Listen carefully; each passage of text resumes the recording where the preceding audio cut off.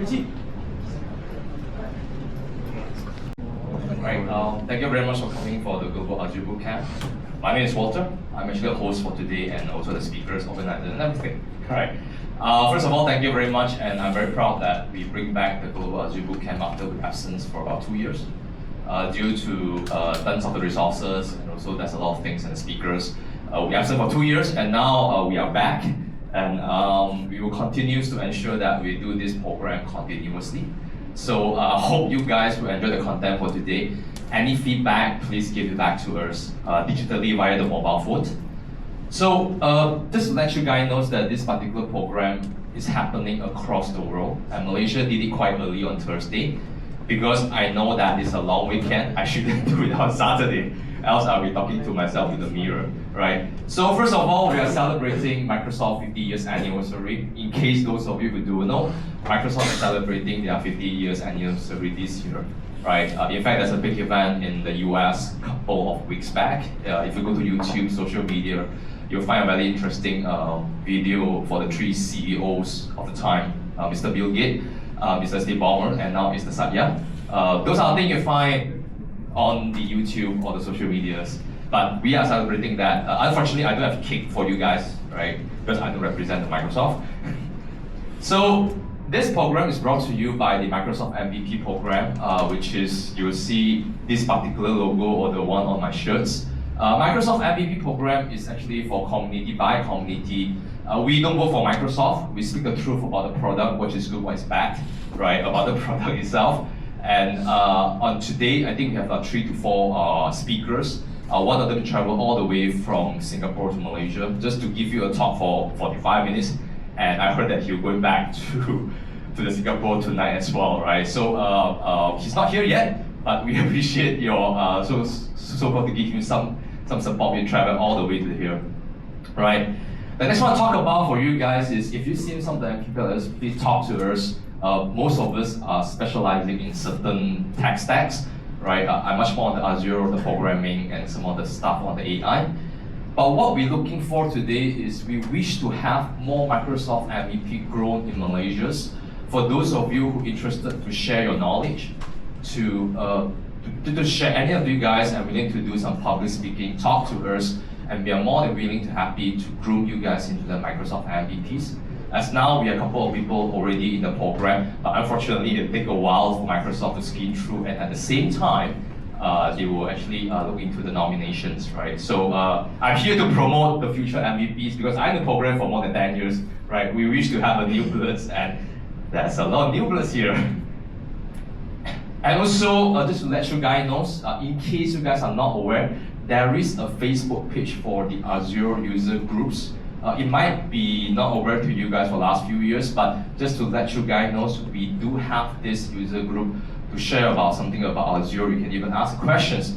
When you guys access this one, just to let you guys know, it's a private group because we don't want people to come and do advertisement. Of course, we don't want people to come to our page to do scamming. So we try to keep the page much more protected in certain extent. And then we have tons of speakers lined up today. Just to let you guys know, there are some changes on the agenda itself. The Managing Director of Microsoft Malaysia, Mr. Lawrence, last minute, unfortunately, he's not able to make it for the keynote, but we got his lieutenant, Mr. Lucky, who is going to help to do the so-called the visionary keynote, and tons of excitement as well, right? So just to let you guys know that we hope the content will satisfy you all from the morning until before for the ending. To our sponsors, there are a couple of sponsors outside there. It's very important for you guys to know the sponsors, because if you guys like the t-shirts that some of the crew is wearing, the one with the satay, the Azure, and the AI, right? You have to do a passport program, which you need to download the mobile apps. You need to scan all the sponsors' QR, like collecting stamp virtually.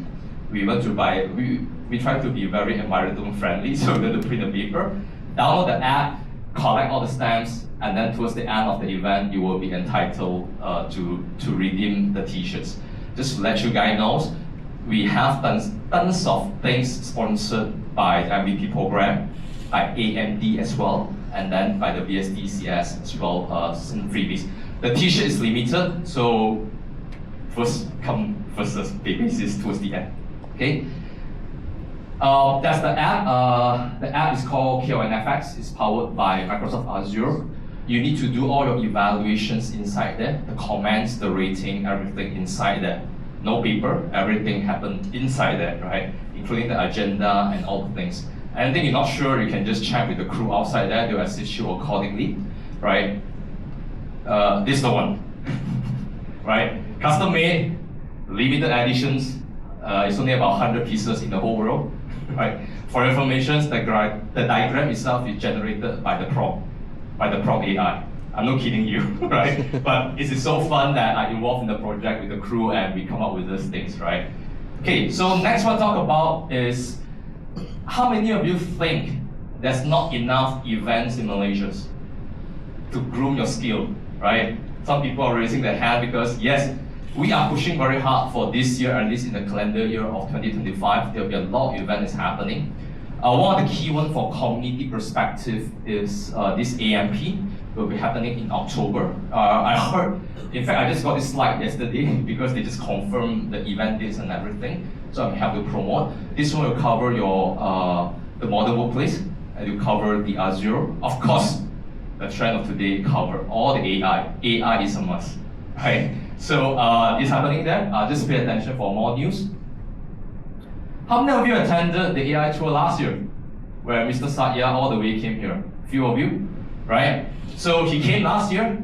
We also expect him to come this year, but the news I got that he's not coming for this year, right? So what happened here is a couple of months back, I visited to Microsoft office, and I have a talk to Scott Guthrie, right? And he told me, I tried to convince him to come here for the durian. So just to let you guys know and announcing this, that he will be coming to Malaysia, Kuala Lumpur in 2 to 3 weeks time, right? He'll be doing the keynotes and some of the information related to the data center, blah, blah, blah. But he will be here after he promised me he will come, right? So by that, I actually want to pass the floor to Lucky to actually do his so-called keynote. And I'll be around, right? Let's give a round of applause to Mr. Lucky.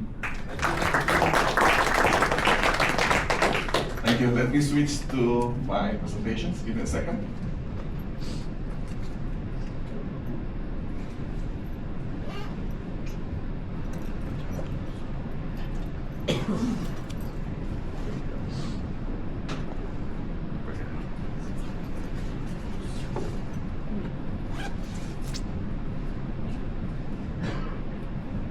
At least in the 2011, and guess what, in the 2013? 12% only, right? From the every desk in every home, now has been some evolutions onto the Microsoft mission. That's made it significant for us to have, to empower the user level. So we would like to see from the tools to the user base, right? And 2 years here is about the era of AI. AI itself is not a new thing, right? It has been there for the ages. It's not about those kind of the complex things, right? It's just like how we can reinvent it to see the applied and to be integrated to other tools and software to ensure there's an AI transformation. There are 4 elements of AI transformation. How AI can increase your customer engagement. That's number 1.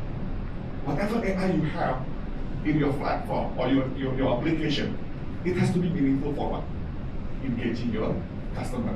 Customer doesn't mean your end customer only. Internal customer also is your customer, right? Transform the product and service that the company has. How I can do that? How can excel that information? Engaging the employee. How the AI can boost the productivity. And last but not least, how AI can support the operations through the cost or through the innovation.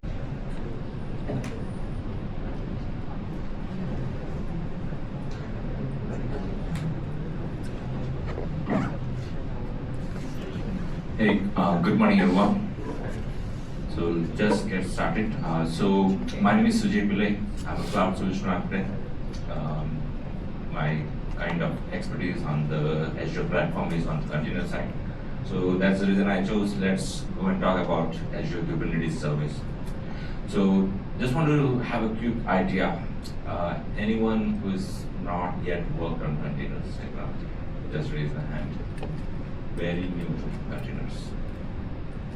Perfect. So what I will do is that over the next 30-40 minutes, we'll just understand what is Kubernetes and then have an introduction to Azure Kubernetes service, which is called AKS. Core concepts and architecture, how it's deployed, how it's set up, and then maybe we will have a Q&A session. So as I see the audience, there's a mix of like very first users who have been yet started with containers.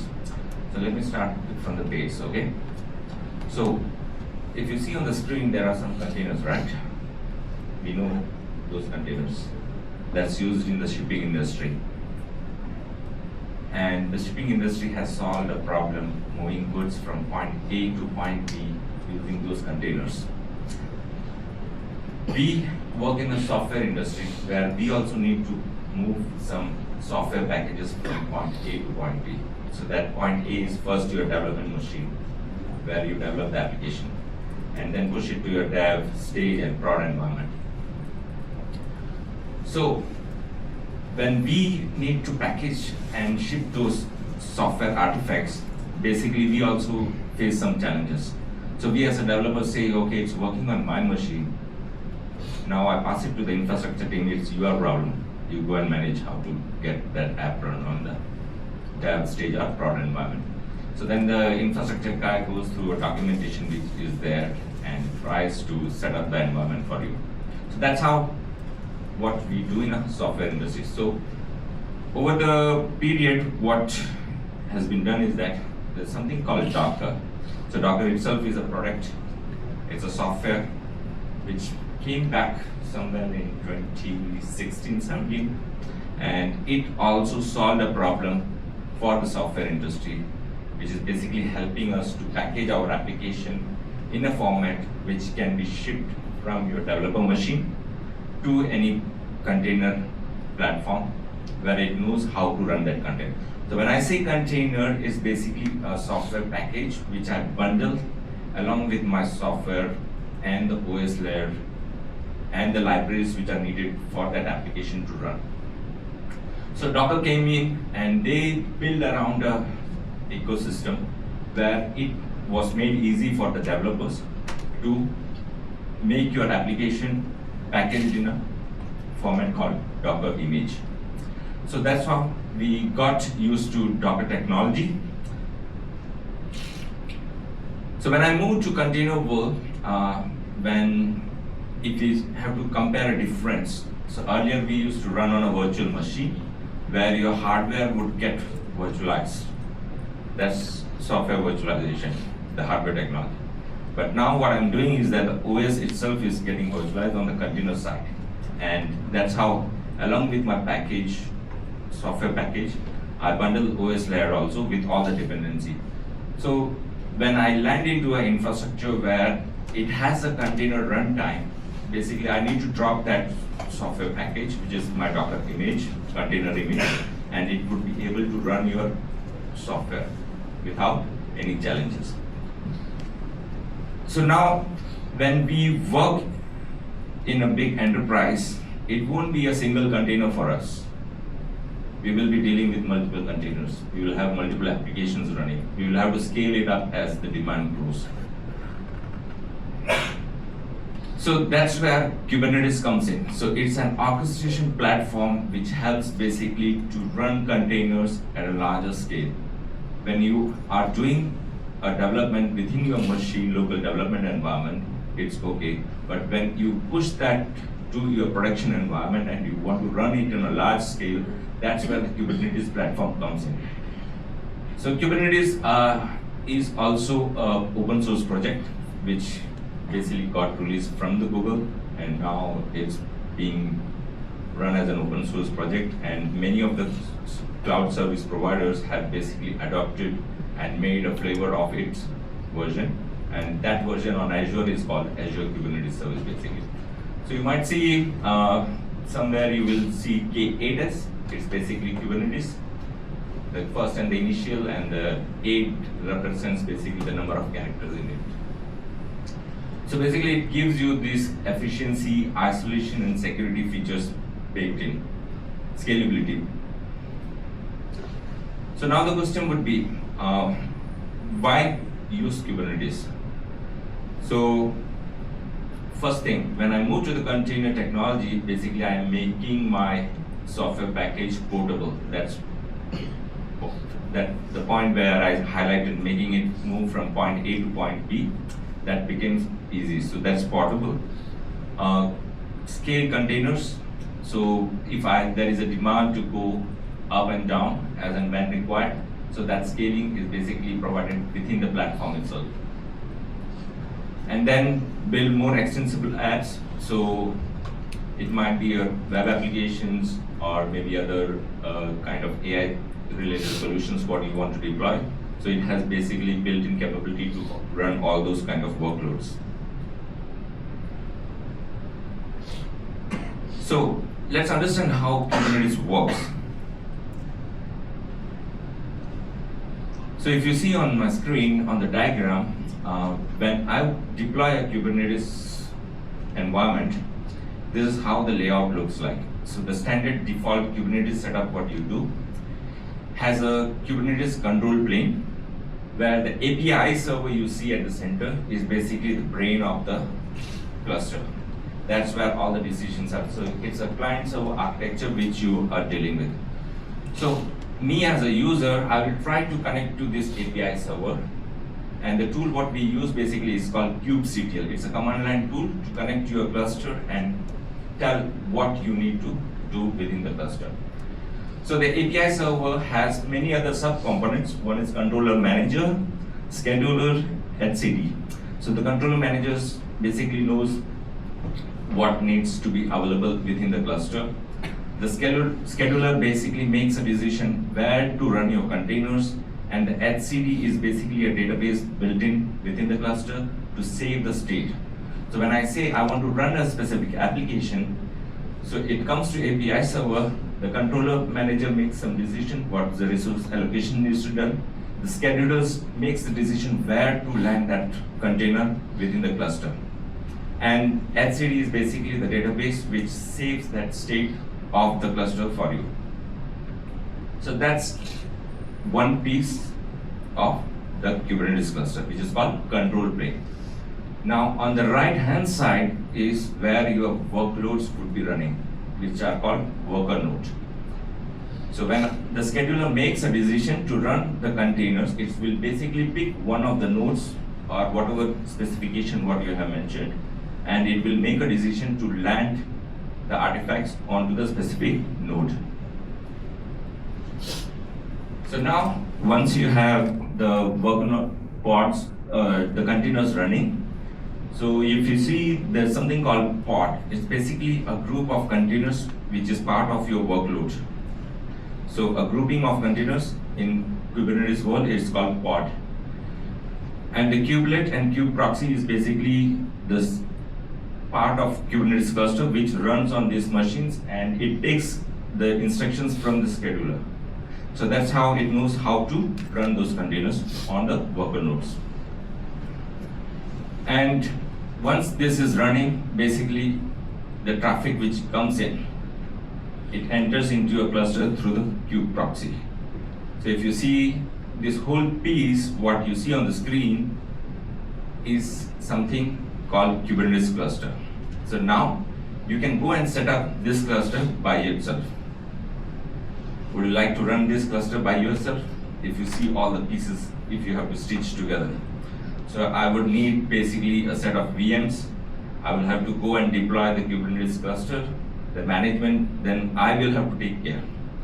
Now, I haven't talked about what will be the storage, what will be the networking. So those are overheads which you have to do, or when you run a Kubernetes cluster.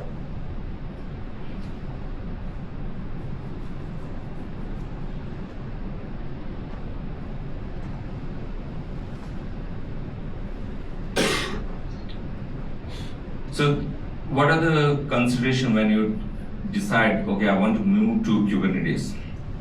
So I spoke about few of the things. So if you see on the screen, the deployment, scaling, load balancing, these are all optional things. So what I showed you in the diagram is basically a software which comes as part of your Kubernetes deploy. Then there are certain aspects like the monitoring, scaling, load balancing, which I need to take care, which are something optional I can take care. And then it doesn't limit you any types of apps, okay? So it depends on the workloads what you are trying to bring. Then I didn't say in the diagram what is the storage. When you run your application, you will be needing some databases, right? You didn't see something on the database side or maybe on the storage side. So those are optional aspects of the Kubernetes cluster which you can plug into the cluster. So now when you deploy that Kubernetes cluster, you are basically owning that software which is running on your environment. So if you have to offload that to someone else, so that's where Azure comes in. Azure says that whatever you saw on the left hand side on the control plane, I will maintain the control plane for you. You just bring your workloads and your worker nodes. I will give you that cluster capability where I will be responsible for the control plane and you will be responsible for the worker nodes which you are deploying. So basically, if you see on the screen, this piece over here becomes then Azure's responsibility. So that master node which was based a piece which was on the self control plane side now is managed by Azure for you. So that's what the managed service. So that's same concept if you go to any cloud service provider. So the other cloud is EKS or GKE, the concept remains the same. The control plane basically becomes the ownership of the cloud service provider then.